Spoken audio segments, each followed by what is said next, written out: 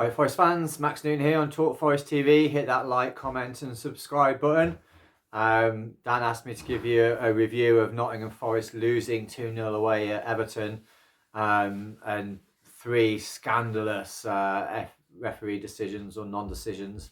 Except I can't give you a review because I was away watching the boy for Abbey Lane against Woonwell Town in the under-14 Sheffield and Hallam Vars final. And what a game it was. Played on a beautiful AstroTurf pitch at Pontefract of all places. Big pitch, wide pitch, full-size goals for under 14 boys.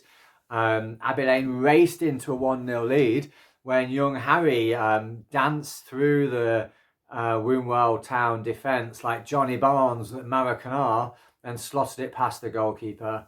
1-0 Abbey Lane. A few moments later, ball played out to Sam, who's scored, I think, about 50 goals for Abbey Lane so far this season. Sam flicked it round their defender, was clearly taken out. Bad foul. But the ball had gone through to young Wisdom, who, was all of a sudden one-on-one with the goalkeeper, took his time, slotted it past the goalkeeper. On about 25 minutes, Malik with a great free kick into the box, missed by all the defenders and attackers except for one who flicked it backwards for Ollie Bishop to nod in at the back post. 3-0 and absolutely cruising. Next goal, however, went to Woonwell. I think Abbey Lane had a couple of chances where they could have made it 4, which would have absolutely killed the game, but you thought it was done and dusted.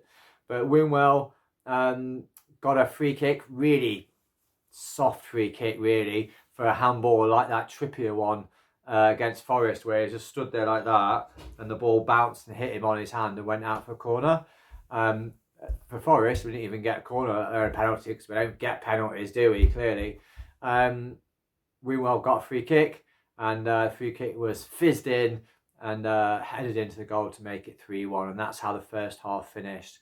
Second half, Woonwell, it became clear really their main line of attack was free kicks, big booming free kicks into the box, and they got somebody that could really take them well. And Abbey Lane giving away a few silly free kicks, in their own half.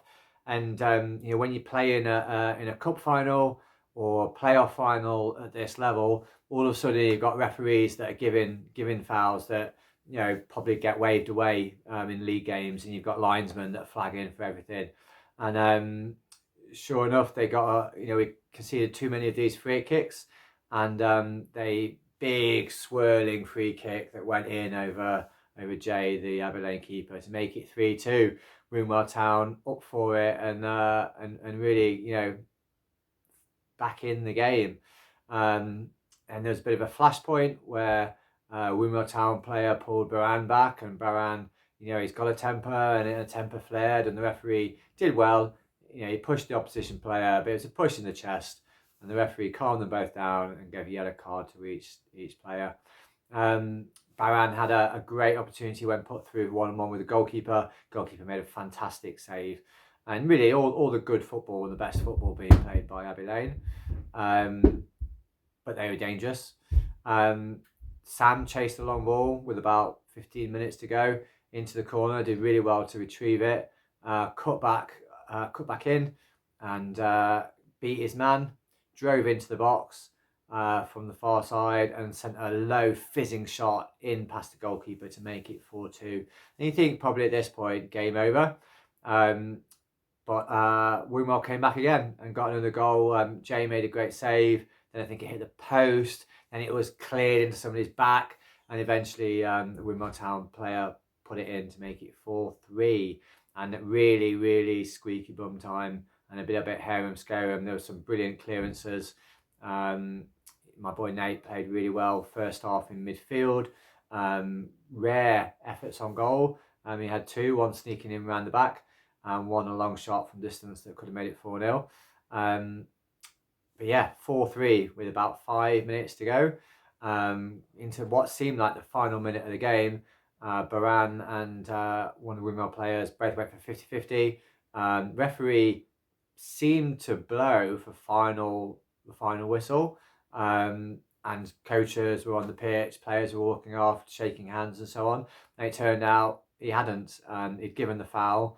Again, big booming free kick went in, and Malik with a fantastic header headed it over the bar for a corner. Woomel Town had another corner, ball cleared, end of the game. Fantastic 4-3 win in the Vars Cup for Abbey Lane.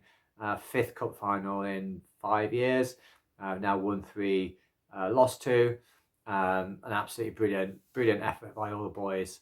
And then I've come back and seen, absolutely disgusting refereeing and VARing.